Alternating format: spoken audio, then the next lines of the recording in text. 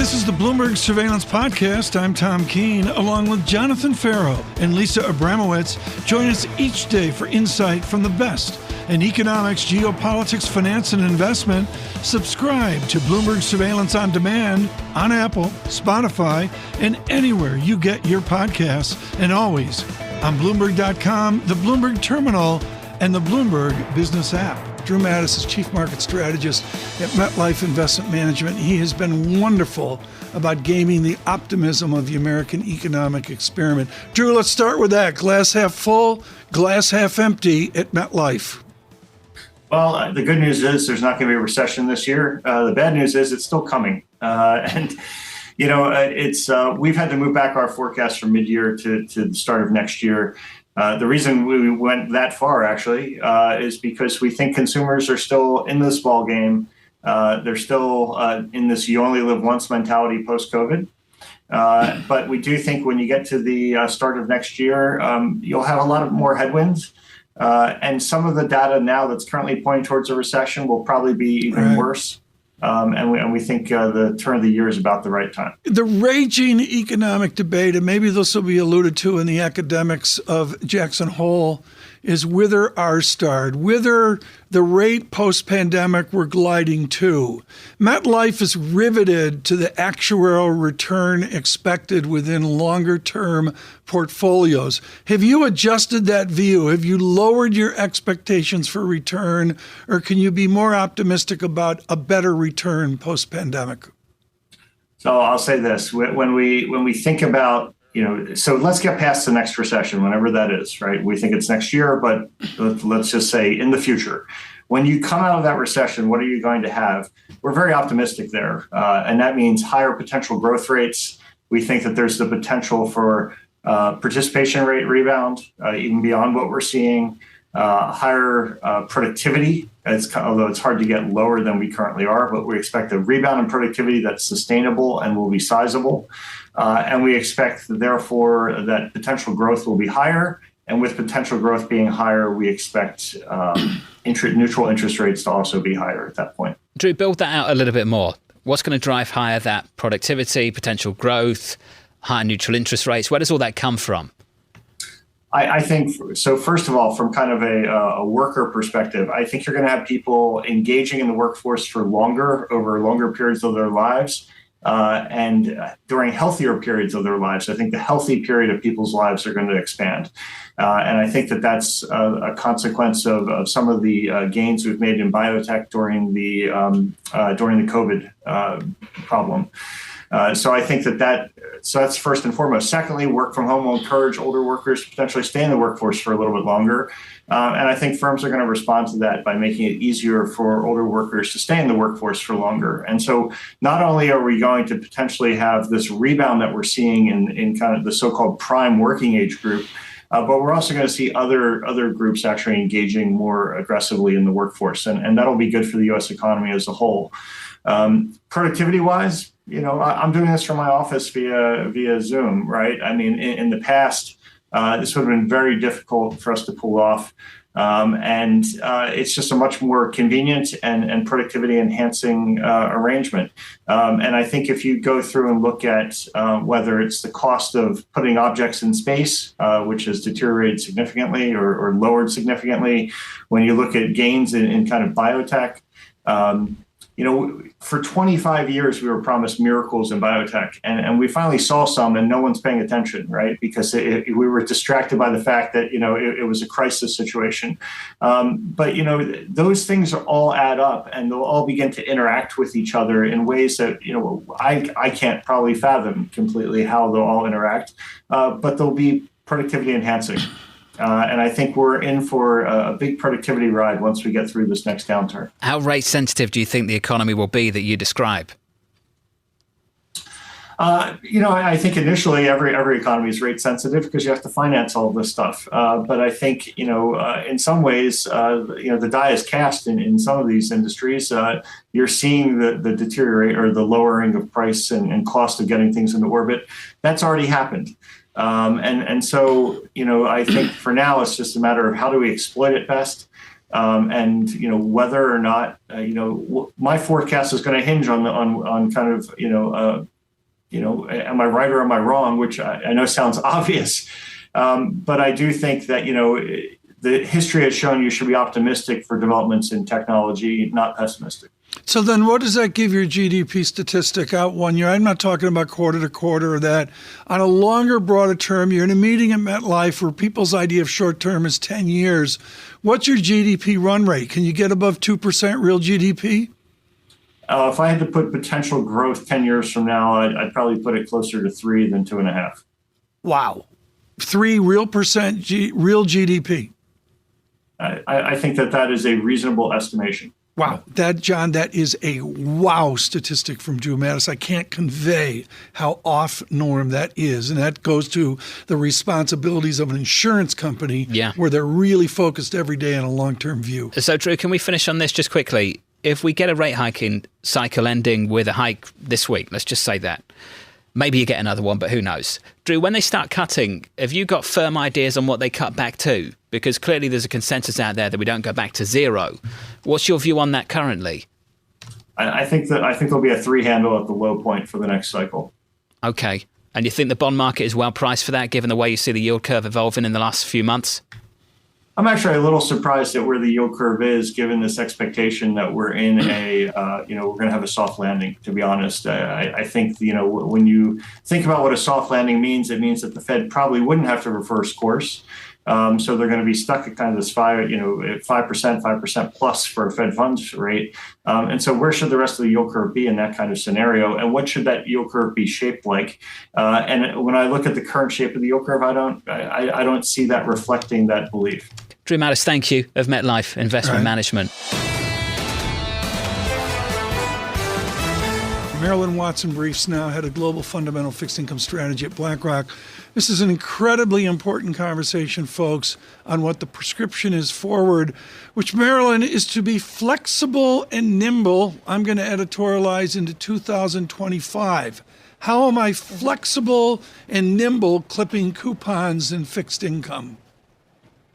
So in fixed income at the moment, as you say, I think you do need to be flexible and you need to be nimble because it's a very uncertain environment still. At the moment, you can get very attractive carry at the front end of the curve still, also in commercial paper, in some short-dated investment-grade bonds. And at the moment, it pays to actually not take too much duration risk, not take too much risk, but just clip those coupons and get the income. But as the economy evolves in the US and in Europe and elsewhere, as we get more information, from the Fed tomorrow, from the ECB on Thursday, and over the next few weeks and next couple of months, as we continue to see more economic data from the US or from the Eurozone, which, as you mentioned earlier, has seen some pretty weak data in the Eurozone at the moment, then we will continue to see a shift both in the yield curve and in the opportunities that I think that are available. So at the moment, I think it pays to, get the carry, to not take too much risk, but then to be able to really deploy that dry powder when the opportunities arise. I need to conflate in here, Marilyn, the news now, and it's Torsten Slok writing for Apollo, looking at loans. I mentioned loans in the previous hour is a mystery to me, the default rate of high yield and such. Is the market too complacent about what is to come in commercial real estate, what is to come in these strange leveraged loan vehicles, in derivatives within your world? Are we too complacent? So I don't know that it's too complacent, but I don't think there's a very clear view on the trajectory of the economy going forward. At the moment, our core view is that there won't be a recession this year in the US. We think that the US remains pretty resilient, and while it is slowing, it remains on a pretty solid footing. And when you look at the commercial real estate sector, then it has already been negatively impacted by the very aggressive rate hikes, but as you say, perhaps not as much as some people may have expected. When you look at leveraged loans and elsewhere, you look at, high yield overall has performed very well this year. But I think at the moment, a lot of investors are still looking at really getting in. I think and a bottom-up fundamentals. So there's a big difference between the different bonds and the different issuers that you can also buy within the high yield sector, and the spread and the total yield that you can get there as well.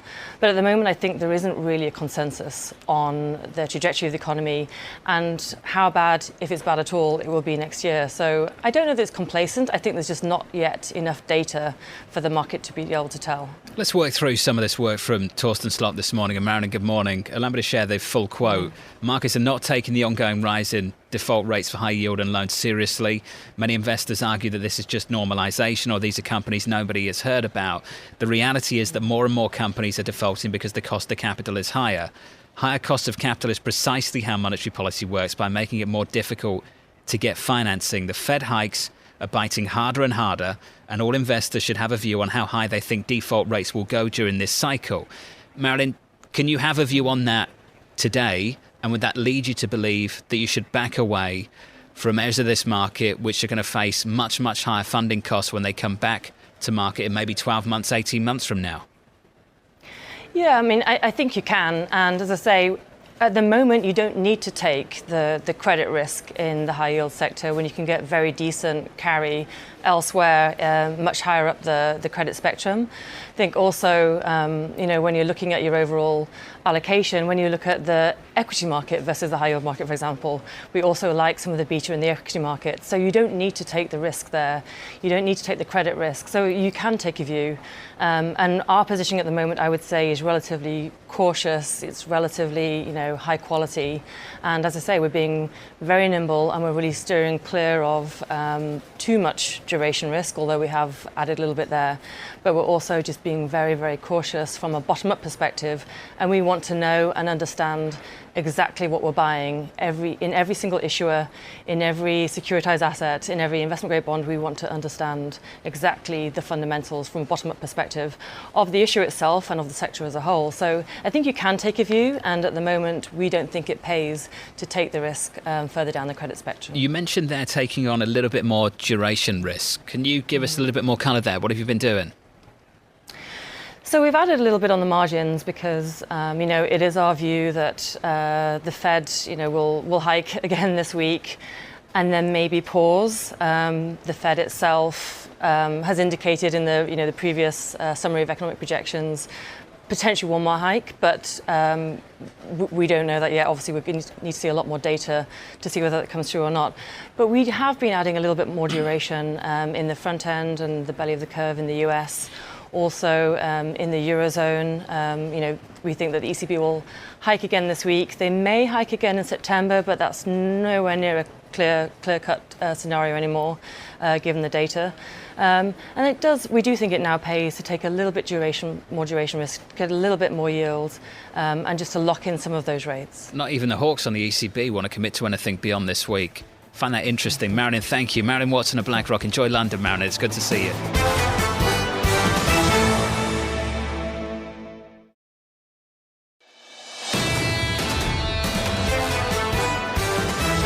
Yeah, I remember, John, when you whispered to me somewhere in May of 2020, John, General Motors, Tom, General Motors, you got to do it.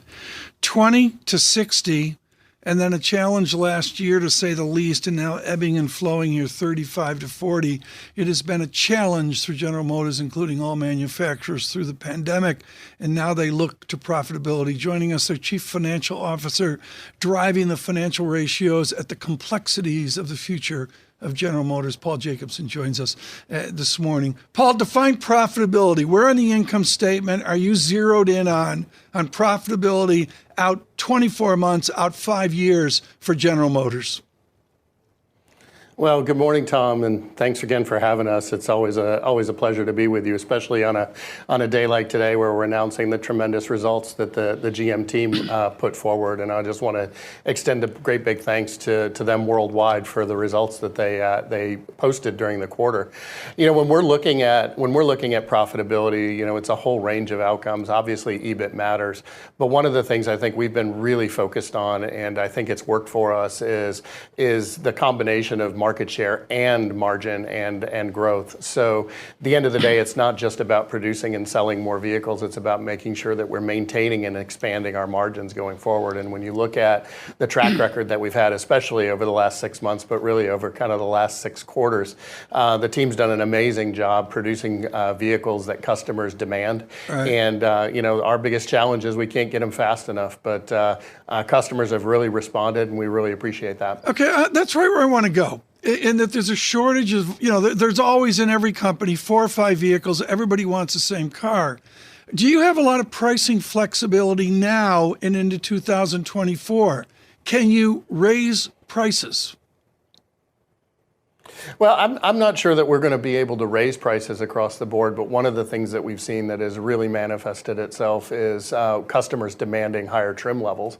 In fact, we created over the last 18 months the Denali Ultimate, which was a higher end trim level than our high end Denali on the GMC Yukons in response to customers wanting them. And now what we see when we look at our trucks and our SUVs, about 70 to 75% of them are being priced at premium levels where customers are demanding that. So I think we've done a good job of responding to where customer demand is and what they're looking for in our products.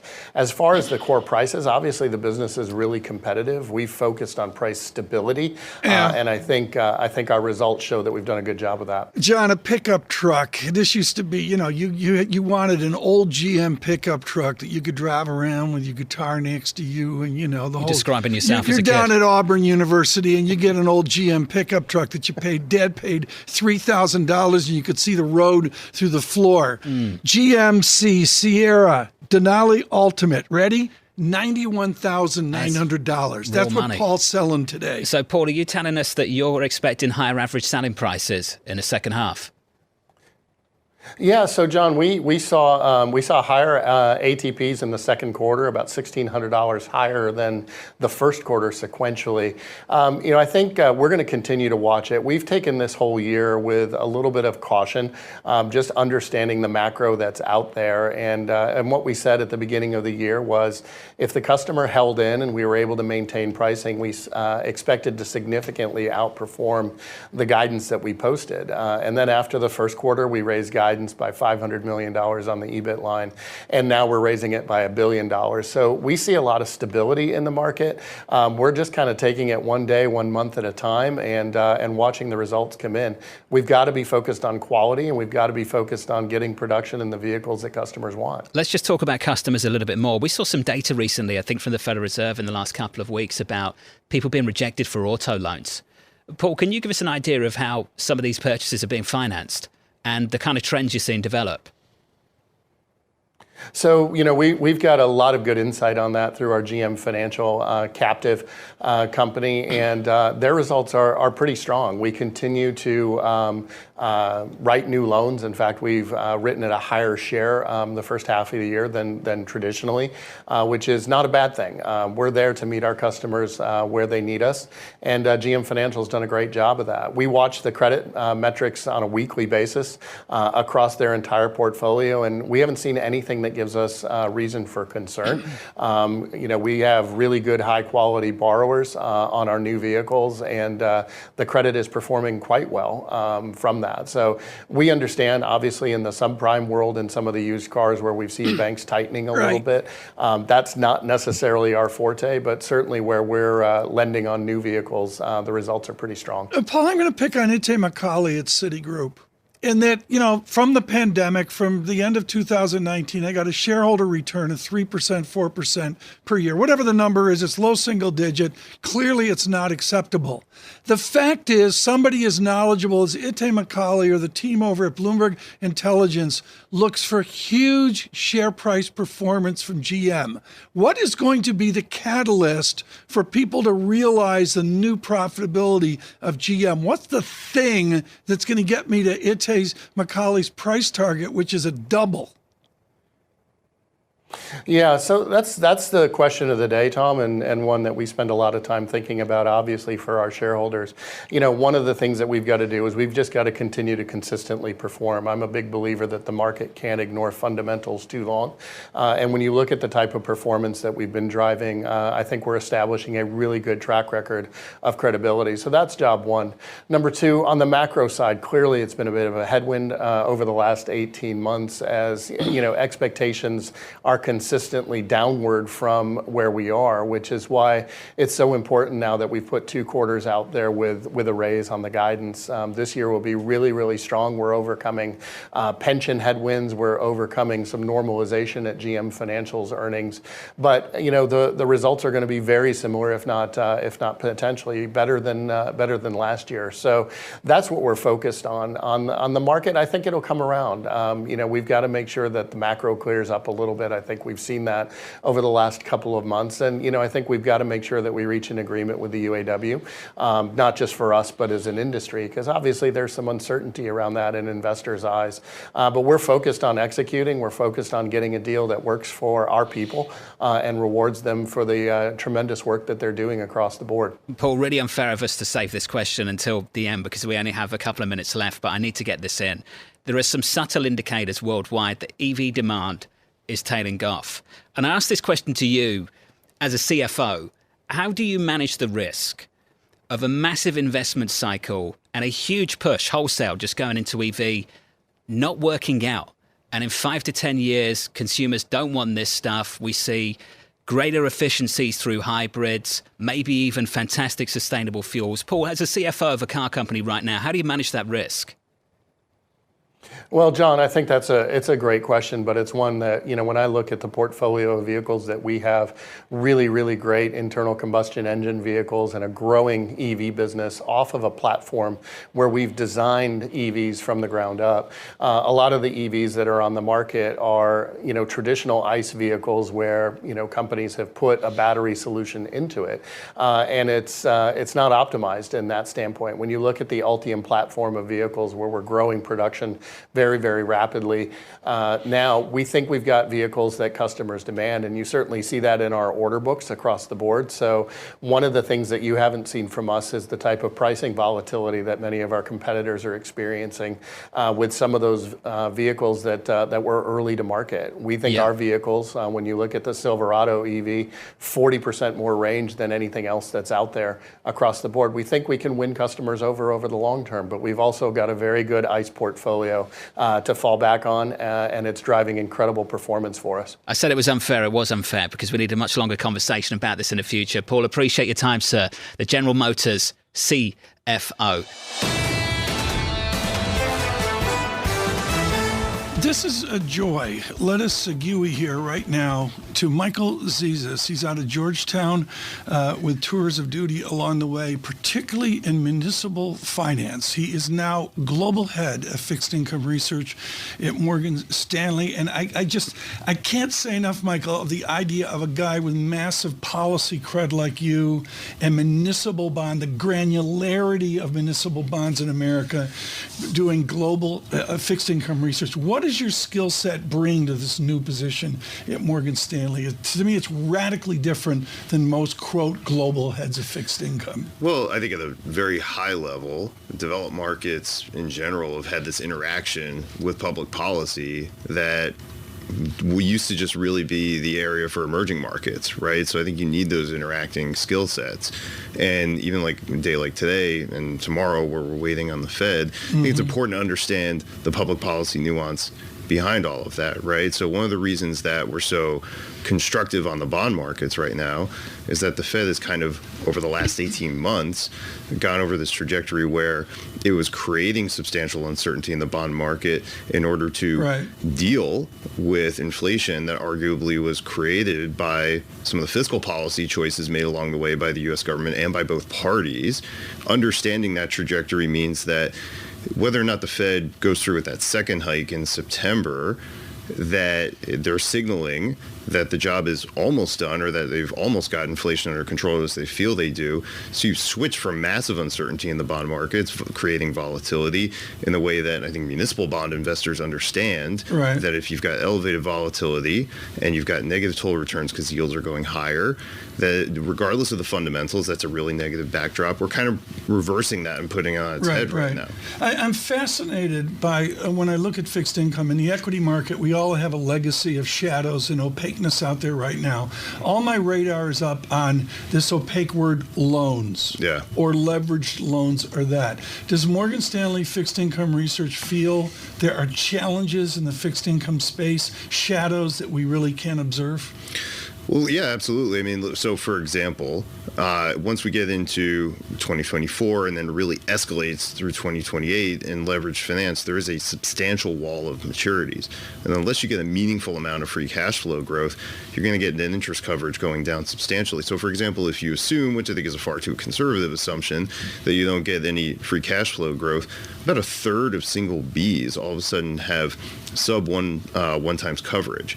So that's a real challenge, and arguably it's one of the structural challenges that's kept spreads relatively attractive. Another one that's kept spreads relatively attractive is the bank demand issue and how that's changed since the regional banking crisis. So these are things we have to watch on the horizon. There's secular headwinds, but I think the setup for high-grade bonds right now is pretty positive, at least into year-end, because you're taking away this uncertainty from the Fed and fighting inflation. Something we've been digging into over the last week or so is who is actually paying these market rates. And a question I've asked, and if you could give us an idea, don't expect the precise numbers, but just the difference between what a company's coupon is right now from debt issued in the last couple of years to what the market rate for that interest is if they came to the market today. Just how wide is that? Well, okay, so our chief cross-asset strategist, Andrew Sheets, wrote about this on Sunday, and it's fascinating that in a lot of ways across the capital structure of markets, the bond is yielding more than the asset that's financing, which is totally upside down. So the investment grade corporate credit index yields about 5.4%.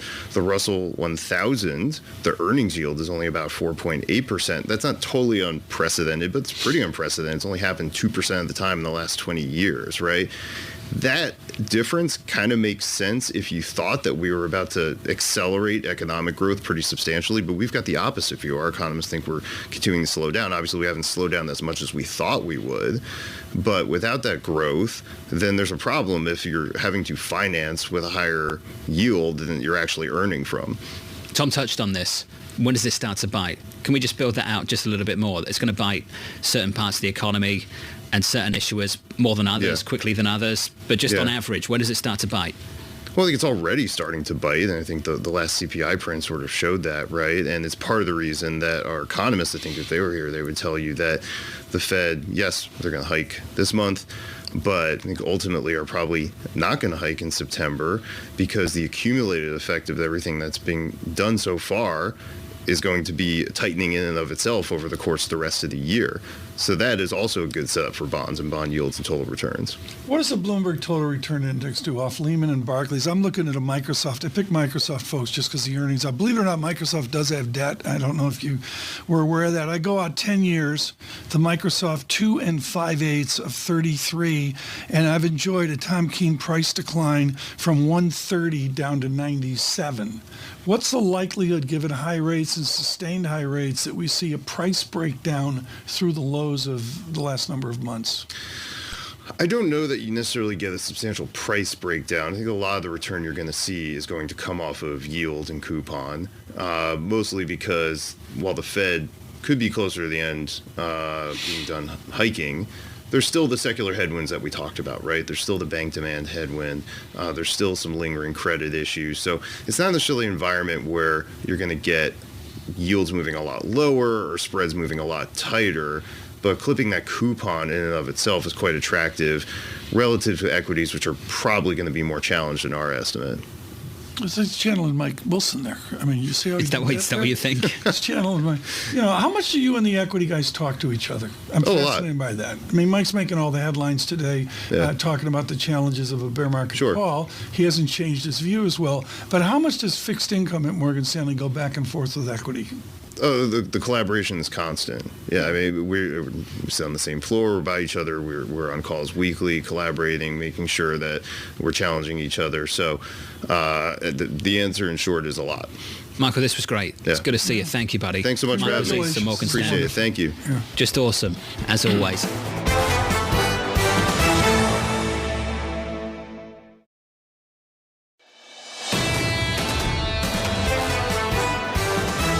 And now joining us, the David Rubenstein as well with the Carlyle Group, and of course his work for Bloomberg Wealth as well.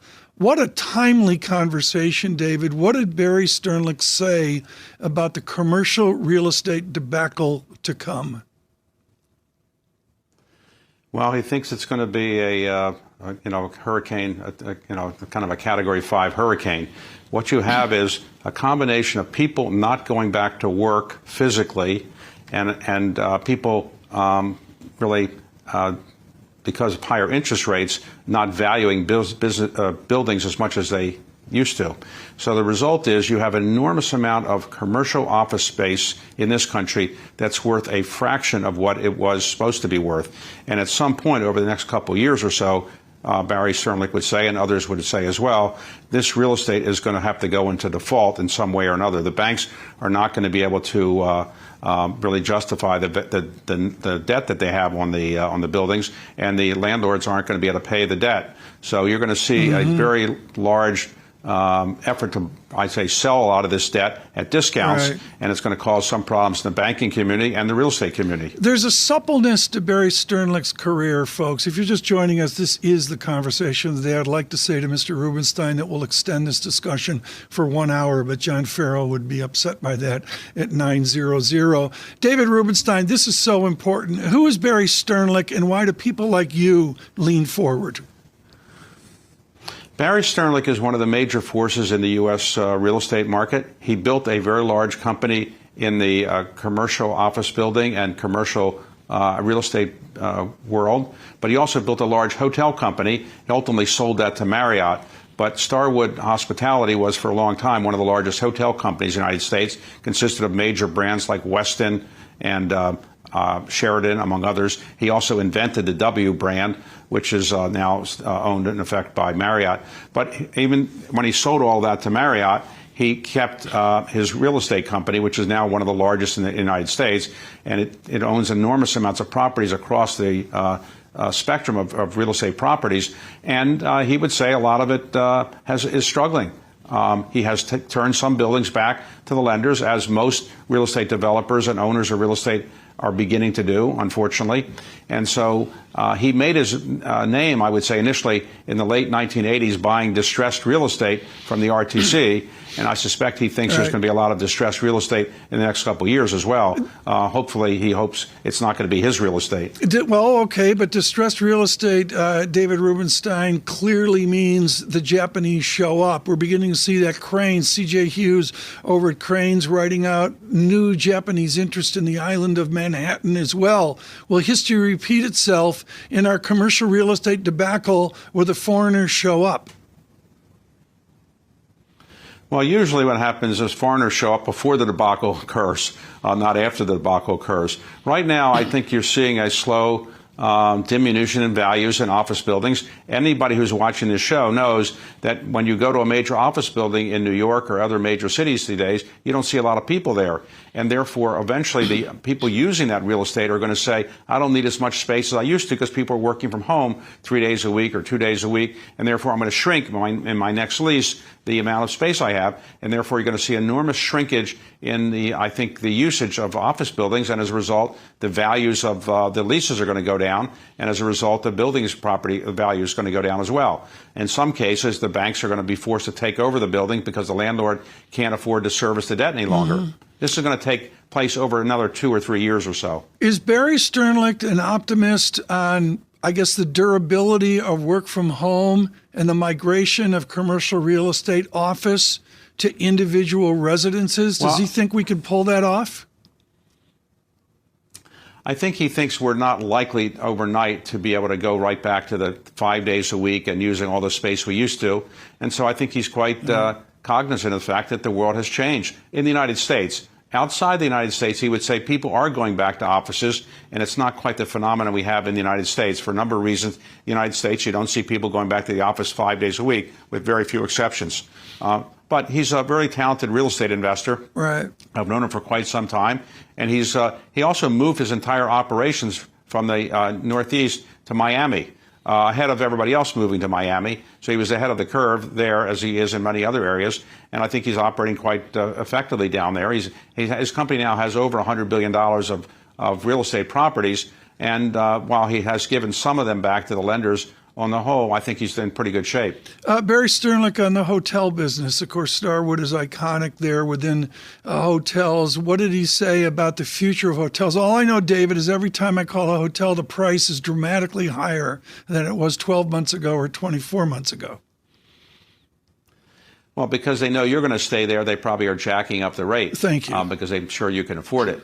But I would say that the hotel business is coming back from the depths of the COVID period of time when essentially nobody was using hotels, and the stock prices of hotel companies were way down. Now hotels are coming back because we're seeing in the United States enormous amount of spending on discretionary travel, on discretionary going away from home kinds of things, restaurants, amusement parks, hotels, and so the spending is up quite nicely in that area, and hotels are coming back.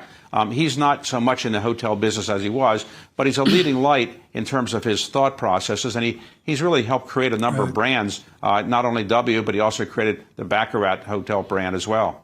David, in the time we've got left, I've got to bring up a bombshell interview earlier this morning. Drew T. Matus was iconic at UBS with Maury Harris. He now holds court at MetLife.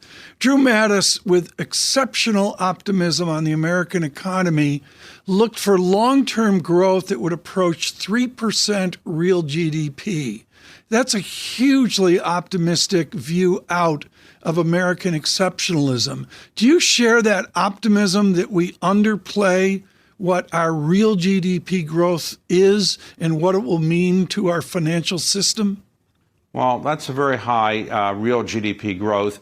An economy of our size, real GDP growth probably around 2% or 2.2, 2.3% is probably realistic in the current environment. I think 3% or greater real GDP growth when inflation is still reasonably high, I think is quite a high growth. Because if you have 3% inflation and you're saying 3% real growth, that's really 6% GDP growth the way it's measured. And I think that's probably not likely in an economy of our size. We did grow at 6% at one quarter after after COVID because we were so low. But right now, I think economies of our size, real GDP growth, 2% is probably realistic. David, thank you so much. The most timely interview I've heard with Barry Sternlicht. You'll see it tonight on Bloomberg Television. Barry Sternlicht of Starwood with Mr. Rubenstein of the Carlyle Group.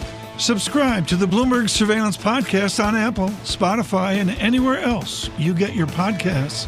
Listen live every weekday starting at 7 a.m. Eastern on Bloomberg.com, the iHeartRadio app, TuneIn, and the Bloomberg Business app. You can watch us live on Bloomberg Television and always on the Bloomberg Terminal. Thanks for listening. I'm Tom Keene, and this is Bloomberg.